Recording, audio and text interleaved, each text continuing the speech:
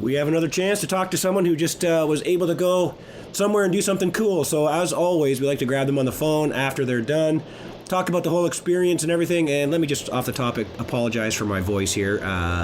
Maybe you think it's actually kind of sexy. I'm not sure. But anyway, I'm sick, but we have Tanner Ward on the phone, and he's going to take us through that whole MX race he did at Hawkstone Park last week. Tanner, first off, where are you, man? Hey, I'm currently in Florida. I'm on my way to heading north, heading to Club MX to meet up with Cole and Quinn. Get going. Okay, so you're done your one stint of training, and now you're moving up to another spot. Yeah. I spent the last 6 weeks, more than 6 weeks, like before Christmas, in just outside Dade City, Tyson Johnson's place. It's where I kind of based myself out for all the winter AMs, and then my 2.5 week little training stint I did prior to heading over to England there. But yeah, we've been planning to go to club for this whole time, right? So obviously wasn't really planning on going to England until a little bit last minute, but so yeah, the boys are already there. They got yesterday and I think today of training in, and I'm going to meet up with them tomorrow and get going with them on Thursday. Okay, yeah, it's obviously Club MX is just going through the roof these days, so it's going to be just a beehive of activity there, I'm sure, man. Yeah, I'm excited to get there. It's been since 2018 since I've been there, and I've heard that they've made some major changes, which I mean you can kind of see on video, but it's like anything in life. When you see it in real life, it's quite a bit different. A lot like Hawkstone Park. You see it on TV, you see it on a video, and it's a lot different in real life. Yeah, don't get ahead of us here because we got to talk about that for sure. But hey, okay, so you and I, we did a little interview after you won the Winter AMs down in Florida, and you mentioned Heyman and stuff like that, and you guys got talking. We had to keep it on the down low though, so now obviously we can talk about it. So maybe take us through, like, obviously you raced him, you guys must have got to know each other, and he said, hey, you know what, our team's looking for a 450 guy. What do you think? Like, how did that actually come up? Maybe we talk about that now. Yeah, so it all started at Moto Bros at the second last Winter AM. Charlie showed up there, and then their team manager / like his mechanic was with him. And then after that, he's just DM'd me on Instagram, and one thing led to another. Talked to them again at the final race in Orlando, and then got home, and we're kind of going back and forth, and obviously trying to make all ends meet, and then came back and rode their bike late February, and then made the decision to make it happen. And kind of how it all came about. It was a little, I wouldn't say last minute, but for sure last minute. Like just had to make ends meet on their end, my end, and obviously glad we did it.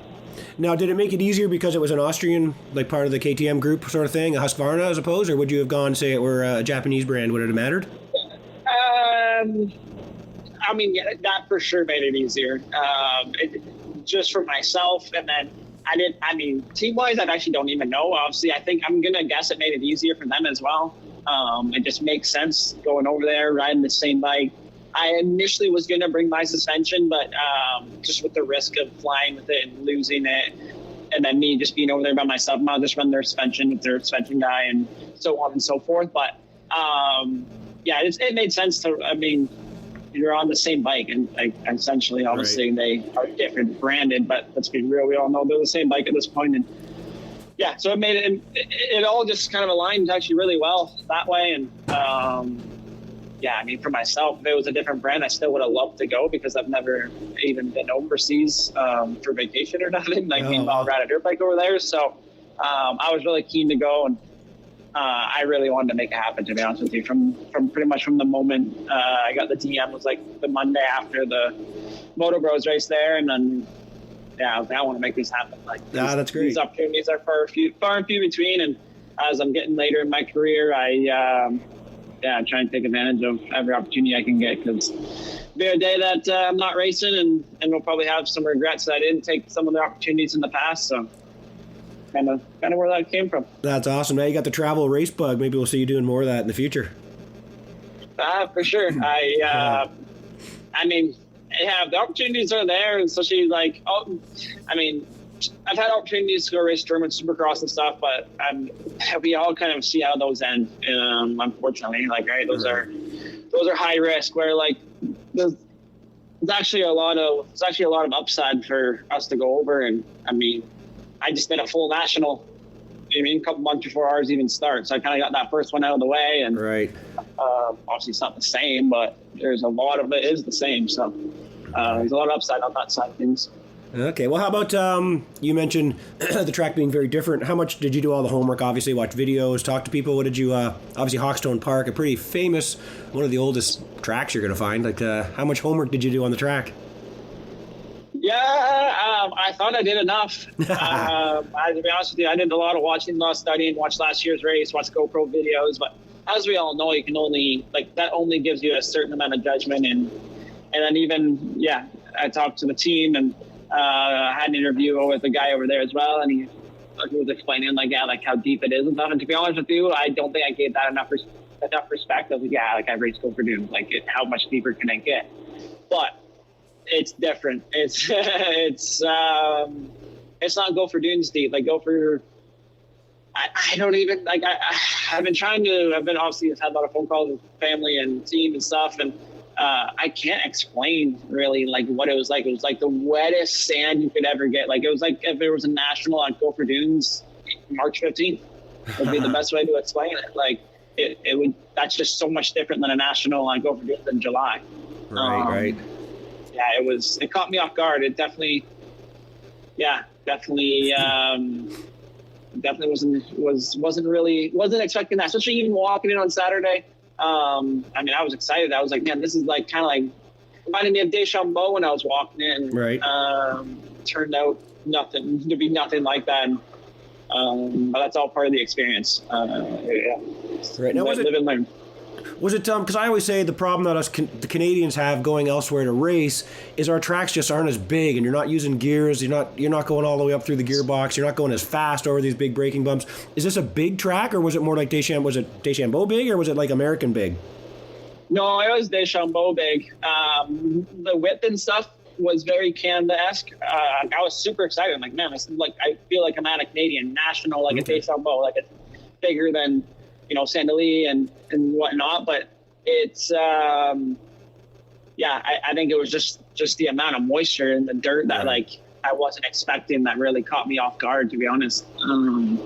Because like how tight it was, and like some of the corners and the width of the track, I was like rubbing my hands together on Saturday. I was like, Deschambault, right up my alley. I was really surprised how deep it got, and then. To be honest with you, that was the gnarliest track I've ever ridden. Moto 2. That's amazing. I've ridden a couple American nationals, and like they get rough and gnarly, but not like this one. And like I was saying to my dad earlier, I see why Europeans kind of ride the way they do, and why their technique and stuff is so good. Because I mean, you grow up on tracks like that, like you have no choice but to be technically sound.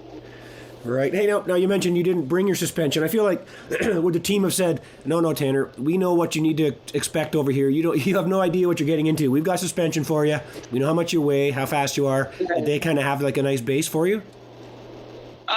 Yeah, they did. Like I got to ride and test a little bit with them here in Florida for a couple of days, which was nice, just to kind of like get a base and make sure I was happy with it. But they were all for if I wanted to bring my suspension, and just kind of welcomed me with open arms. And but yeah, like I rode their stuff, and they actually let me like they flew back home a week earlier than I flew out there, so they left me a bike, and so I rode it a little bit, and I talked to Justin, like obviously my team manager, and just made the decision of like, one, I got 2 bikes down here, so I'd have to pull it off one of my bikes.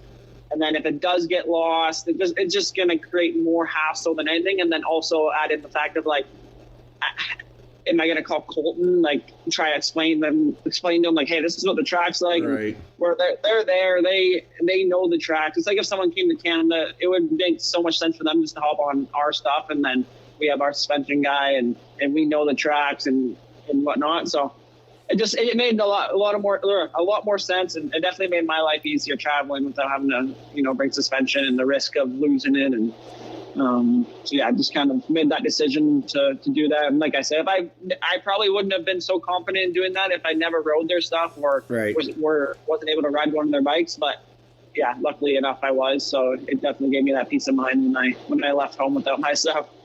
Nice. Okay, so who went over with you, and when did you go over? Solo. Went over solo. Oh, wow. I went over last Monday, but I think it was up their time Tuesday morning. They were 4 hours ahead. So, got there Tuesday. Got to. Oh, we're losing you. I got to. Oh, am I there? Yeah, you're back again. You're just going through a little bit of a bad section there. Oh, my bad. But yeah, I got to go there Tuesday and check everything out, and then re-rode one day on Wednesday. Got to hang out. Didn't do too much Thursday, Friday because I didn't have a vehicle or nothing, and everybody was working. But then, headed to Hawkstone on Saturday. Okay, where did you stay? I mean, it's kind of like halfway between Liverpool and Birmingham or something, wasn't it? Where did you stay? Yeah, I was about an hour from London. Sorry, I'm trying to think what direction that is, but I'm actually lost. I would probably lie to you if I told you what direction that was, but it was towards Hawkstone. Okay, yeah. But yeah, I was at the owner of the team's house is where I stayed at, and they had a little cabin there. It was, I was treated well, to be honest with you. That's great. Nice. It was cool. What kind of track did you practice on? They say it was kind of similar or no? No, it was nothing like it at all. It was actually really hard packed and kind of like had like a marbly top with rocks. Reminded like almost like a moto park, to be honest with you, kind of track, very fast. Yeah, and I shot with Hawkstone,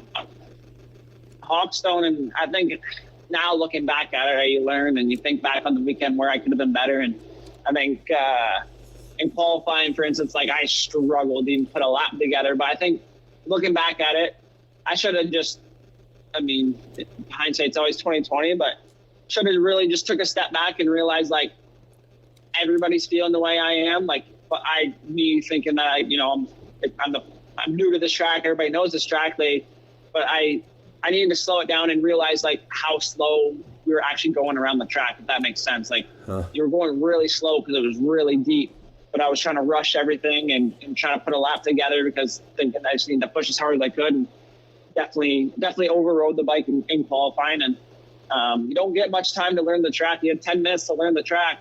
Okay, that's what I was going to ask you.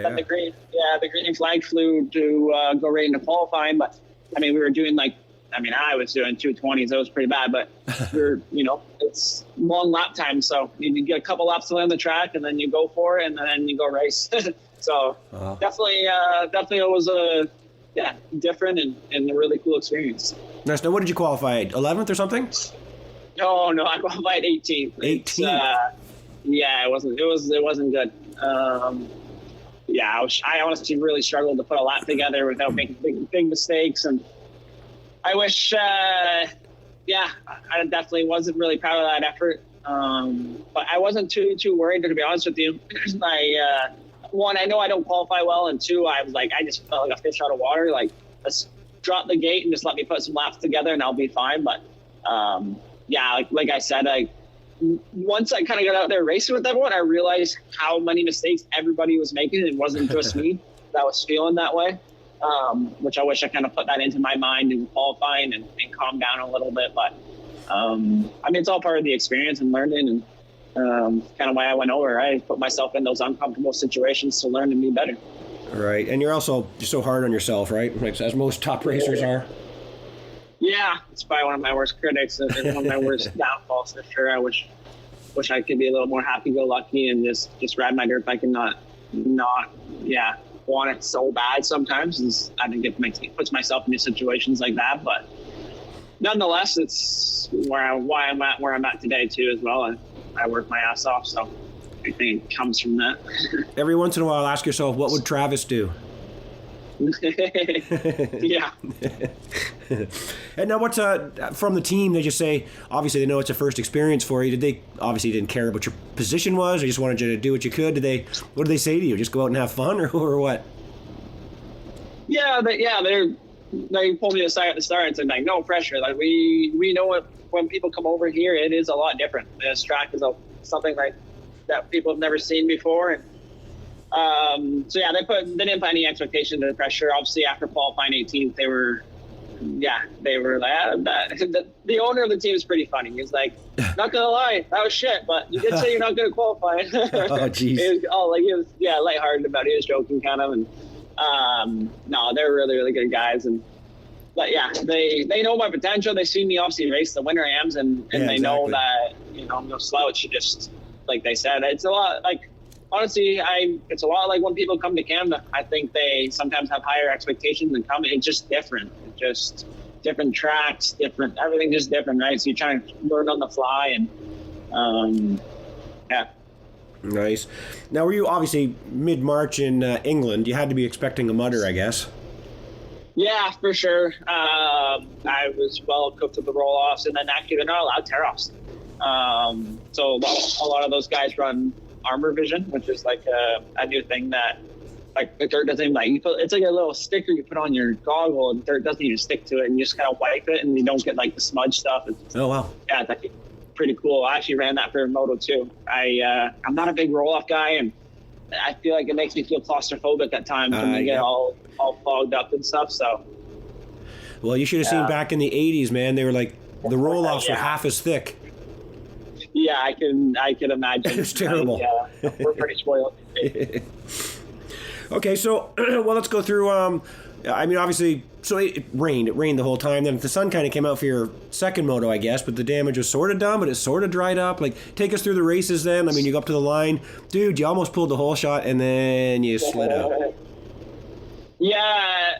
Moto 1, like I said, I kind of went in knowing I wasn't happy with my qualifying result, but like knowing that was not me whatsoever. So I knew if I could get a start, try and run with those guys, learn the track off of those guys who obviously know it like the back of their hand, like we do here in Canada. So the goal was to rip a start and kind of go from there. And I did that. I executed my start really well and got into corner 2. And it's hard to see on the video, but Oliver actually kind of blows the first turn, and then him and I drag race to the second turn, and obviously he had the inside, so I kind of started to check up, but he brought me as far wide as he could possibly go. And then when he got on the gas to turn, his bike just nicked my shifter into neutral, and oh no, tucked the front end, went down, and started dead last.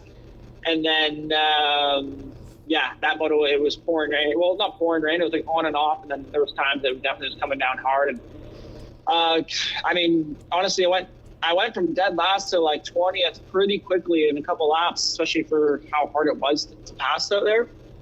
And it felt good. And then but I had a pretty big crash. I cross-rided up the tabletop right before the bridge. If anybody watched, I think they know where I'm talking about. And I ended up on the side of the tabletop. I was stuck trying to get my bike. It was a whole thing. And then I went down another time, and my bike was twisted up, and then no clutch. Now going down that hill, I stalled it, and then it was quite the adventure for that first moto. And you pulled your goggles too, right? No, I kept my goggles. Oh, you did? Okay, there's another guy looking just like you out there. I wasn't willing to risk my eyes for 20th place in England. But they were super fogged. It was hard to see, but it wasn't worth it in my eyes. Like that stuff, it was deep, and at that point, it was just get to the finish line, regroup, and kind of figure it out for Moto 2. But yeah, it was crazy. It was a warm welcome to England. I was definitely scratching my head after that moto a little bit, but like it was just so much happened in such little time. It was almost just like I had to laugh it off. I couldn't even sit there and be mad, just because like my first couple laps were actually really good, and I was happy with it. And things didn't go my way, and that's motocross racing sometimes. Right, and then you couldn't get too upset because you had to go do your interview, get your on-air interview with the guys there. How did that go? At first I thought, he's not showing up because the race was almost done and you weren't there. Yeah, with it pouring rain, and then with me being super unfamiliar with the schedule, I honestly went back, got changed, got cleaned up, and then just like made sure I had everything ready to go before obviously I went over and did that. At first I was like a little embarrassed. I really don't want to talk to the guy who didn't even get in the top 20. Like, who was that? But yeah, I went over obviously and didn't want to regret it. And wanted to give Canada some love, but that was fun. It was cool. Never really talked on like like broadcast like that before, so it was fun. Yeah, I know it. They do a lot of talking themselves, those guys. They didn't give you a whole lot of time to talk, I gotta say. Nah, that's fair. I didn't have too much to say. I didn't want to. Yeah, I wasn't too proud of that first moto. Okay, well, let's move on to, so what is the schedule? So then obviously the MX2 guys went out, and then you go up again. So did it feel similar to Canada, or what did it feel like? It did in a sense, but like it definitely was longer between. There was a lot of waiting around because you only get the one practice in the morning. Okay. And then it was like 3 or 3.5 hours till I raced. Because they do the 125s like the same schedule as us, right? So they're qualifying Moto 1, Moto 2, right. And it's like 135, 250, 450. So it was just a bigger break between our motos, which was, I mean, it was, I don't even know what the temperature was, but it couldn't have been double digits. It was cold. And yeah, so like it didn't really need the break. And to be honest with you, they're 25 plus 2, not 30. So you get the extra 5 minutes. But yeah, there was definitely a lot of waiting around, but it was cool to learn something new and do it a little bit differently. Okay, well, let's talk about that second moto, man. You're out, you're like 18th kind of thing. Up into 11th is where you stayed. You touched 10th for a minute. I think there was kind of a little bit of a couple guys went up and down or whatever. But 11th in the second moto. Take us through that second moto. Yeah, at that point I was just like, hey, let's get through this moto. Let's keep it on 2 wheels, first of all. But same kind of game plan. I'm pretty confident in my start, so I knew if I get off the gate again, get up front and just try and latch onto those guys as much as I can and just learn the track still. Like I felt like at that point I was still trying to learn the track issue with how chaotic my first race was. I had still at that point hadn't put solid laps on the track. I had a few there, but yeah, so I did actually, it's probably, I haven't really watched the broadcast back yet, but I did actually execute that start decently, not as good as the first one, but I think it came around 4 or 2, probably 6 or 7. Oh, okay. And then we go through the first section and then you turn right into the first set of rollers and Dumb Tanner hooks a hard left off on the first roller and I go off the track and I'm trying to fight my way back on and I think I went back to, like you said, like I was 18th or something. Oh, shoot, so okay. I had to pick some guys off again and yeah, I mean, it was an okay ride. It still wasn't to my full potential. I feel like it definitely was a little bit survival mode. Like I said, my mindset was like, just keep it on 2 wheels and actually put somewhat of a motor together. And once we got to about the halfway mark, I believe I had someone on me the whole time, but like the track was so gnarly, you didn't really even care if someone was there because you're so focused on just keeping the bike straight. Wow. It was one of the toughest racetracks I think I've ever ridden in my life, and I was happy with it. Was it, like I said, was it my best riding? No, definitely not. But yeah, I think, like you said, I was 10th there, and actually I got, I hate to say this, I did get lapped that moto, and they showed you. When I was 10th, and then right after I got lapped, the guy in 11th started revving it at me, and I thought it was the guy in second, so I waved him on back. Well, like went to the side and kind of let him go, and then I seen on the pit board it said he rode obviously like again like new mechanic. Like I told him like what I like, but he's trying to like pretty much tell me like you're only a second behind 10th, but I thought I was a second ahead of 11th the way he had it written on the pit board. So I'm like, okay, perfect, that was second. And then I came up like, was that guy second or did that guy pass me? He goes, oh, he passed him. Kind of was like like I maybe would have put a little bit extra effort to try and get him there. Obviously, like I said, I'm obviously giving my best effort, but like the motor, if that guy's second, I'm not going to risk it to unlap myself, or I'm going to risk it for another position. So nonetheless, like it's all part of the learning experience. New people around you, new mechanic, new everything, right? So there's a little bit of lack of communication between him and I, and like I said, at that point, I would just put a result on the board. Like it was a long day. Right. Okay. So how different was the track? 'Cause, I mean, you raced, then there was like another 125, a 250. It rained that whole time. Then the sun came out. They did some track grooming and stuff. But what was it like? How different was the track for the second moto? I felt like it was gnarlier. It was definitely it was deeper, and then it starts to dry up a little bit, which makes it almost deeper in some spots. And it it was gnarly, and it was nice. I liked because I was able to see better that moto. Like I said, the first moto I was struggling, my goggles fogged up, and yeah, with the roll-offs, you feel like claustrophobic almost. So yeah, so I made a decision on sight level. I'm going with these Armor Vision. Even if it rains, everyone says they're good. I'm going to trust the Brits here, and if it rains, hopefully I'm not pulling goggles. But yeah, it was gnarly. It's the best way to explain it. Like going up to the face of the jumps, your front end's like washing out because like it's slick on top, and then the dirt, like the sand, like would move like a crazy amount. It was. Oh, wow. Yeah, it was really wet sand, and yeah, it took everything you could just to keep the bike straight down a straightaway. Well, riding a track like that, do you still get sore at all, or were you sore or no? Not really. A little bit yesterday, especially after sitting on the airplane for a while, but not really. Like no. You do for sure, but you're going so slow like the whole time. It's not like it wasn't that physically demanding. It was very mentally demanding. Obviously still physical, it's motocross, but like nothing like a 230s that go for dunes in the middle of July. Right. All right, so you finish up, the team take you out for dinner, or what did you do? I know you had to come back pretty quickly. What did you do? I was telling Montana and everybody this, like, I've never seen people, like, not just our team, but the entire paddock pack up so quickly. Like, everybody was out of there. It had to be within an hour. It was like I got off of my last moto, debriefed, and then I was staying in like the motorhome with the team owners and stuff, or like after I was pitted out of it more or less, and got undressed, cleaned up my stuff, and then I looked back and everybody's gone. Oh wow! I was like, what just happened? Yeah, so I just headed back to the house and grabbed dinner on our way back to the house, and because everybody, like the team owners and stuff, they all worked on Monday morning, and their two kids who actually were in my class as well, they worked on Monday as well. So yeah, it was back to business from them on Sunday night. Wow. And when did you fly back? I flew back yesterday. I landed in Orlando around 20 after 7. Oh, okay. So it wasn't too bad. Yeah, it was good. Got back and packed up today, and on at the club now.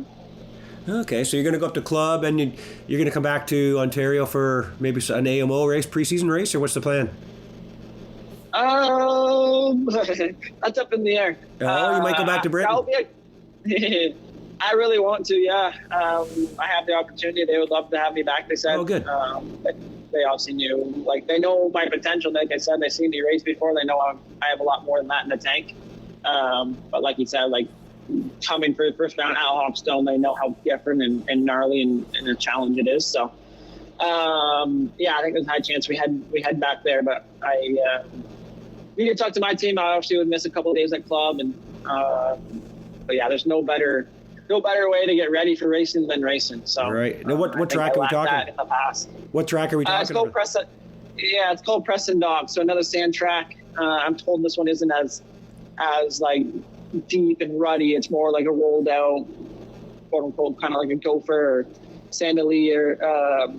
Yeah, that's what I'm told right now. So we will see. But I watched a little bit of video on it when I was there. They were showing me some of the tracks and stuff, and this one actually looks really fun. So oh, nice. We'll see. Obviously, I got to talk to my team. Talked to Peter a little bit already today, and I mean, Peter's always on board. He's yeah. That's something I probably need to mention is how thankful I am for the priority guys and allowing me to do this, just because it would have been so easy for them to say no, stick to the game plan, stay down south, grind, work hard, and put in your typical boot camp. But I think they understand that, especially from someone like myself. I think racing more is going to benefit me for the summer.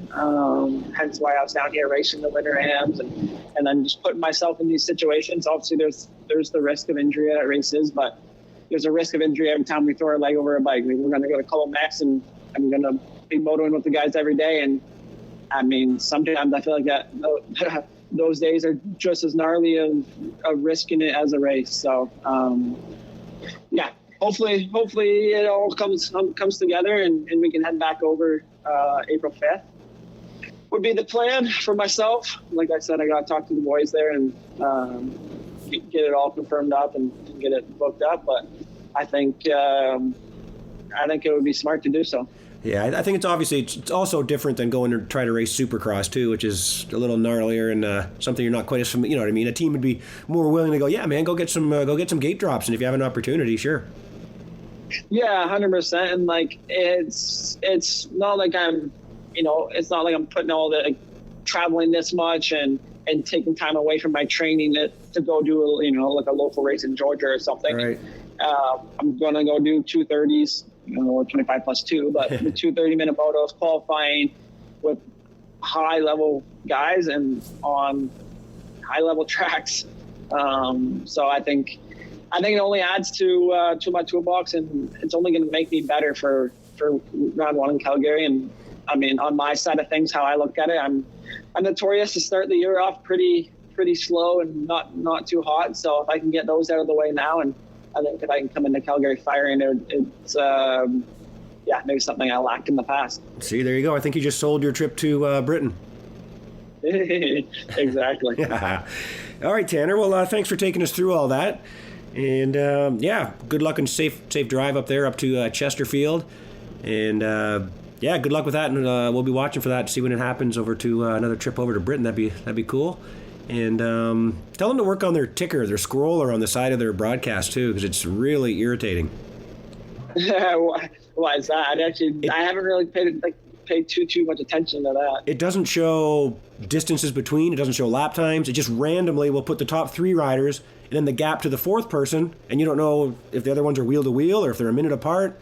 And then they just throw a random lap time up on it. It's terrible. Huh. Yeah, I'm interested. Yeah. You almost need to, when you're watching it, just pull up, I don't even know what I was going to say live laps, but I don't even think that's what it's on, like Speed Hive or whatever they use over there. But that's also not my favorite program. Yeah, it's that's above my pay grade. I just go over there and try to ride my dirt bikes to the best of my capabilities. I'll let the professionals handle all that stuff. That's above my pay grade. All right, Tanner. Well, hey, man, do you want to? I know you thanked a few people, but do you want to mention anyone else here before we let you get back to driving? Yeah, obviously, like I said, Peter, Wendy, Justin, the whole entire Priority MX crew. Like, it would have been so easy for them to say no, but they gave me a wide open range to do it, and it's pretty. I keep saying it. I said it last year. I truly mean it when I say it. But they are the best team I've ever ridden for. Like they take care of me well. So I'm super thankful for them and their family and everything they do for me. And obviously GasGas, Parts Canada, Thor, just everyone that supports the team. Obviously, that without them, things like this can't happen. Obviously, I wouldn't have been down here racing the Winter Ams, which wouldn't have created this opportunity for me to go do some overseas racing, which I've always dreamed of. So, yeah, obviously, and then I got a big shout out to obviously to Montana and Hudson at home. That's the toughest part for sure. Is they're watching my kid kind of grow up over FaceTime right now. It's so makes the training, it makes waking up and making the training maybe a little bit easier and makes me want to work harder just because. I'm sacrificing a lot, but obviously shout out to them for holding the fort down at home. Just everybody that supports me. Get to race my dirt bike for a living. It's pretty badass. Hey, nice. One last question here. Do you wish you could run the big number 2 next year, or are you happy with career numbers? Nah, I'm happy with career number. I don't know, 2 would be weird. I mean, I don't know. And there's sometimes, I guess, like, it would be cool. It would be like, when I first see the 2 on the bike, that would be cool. But then it's like, I don't know. I think it's cool to be able to brand myself. And obviously we're a really small market in Canada, but there's still opportunities to do, some brand stuff with my number. Just because like everybody knows me as that, which actually, speaking of the 84, I think Hurlings is going to be at this next race. So that's right. Him, I want my number back. That's right. Yeah, they said that on the broadcast. That'll actually be really rad if I can go over there and do some gate jobs with a legendary guy like that running that number. That'd be pretty surreal. Race Hurlings on a sand track. I don't know. Yeah. Chase the 84, huh? No. Nonetheless, it's that'll be a pretty cool experience if that happens. Nice. All right, Tanner. Well, thanks a lot for your time there, man. Look, we got you through 35 minutes of your drive too. You're that much closer. Yeah, exactly. You want to stick around for another 6 hours? Let's. I think my voice has had just about enough. Yeah, you don't sound too well, Billy. All right, buddy. Hey, well, all right, we'll be watching to see if this happens and you head back over to Britain, which it sounds like it's going to. So good luck with all that, and we'll have to talk to you again after that one. Yeah, I appreciate it. Thanks for checking in and giving the team and I some love, and it means a lot. All right, buddy. Great chat, and safe travels. Talk to you soon. Yeah, thank you.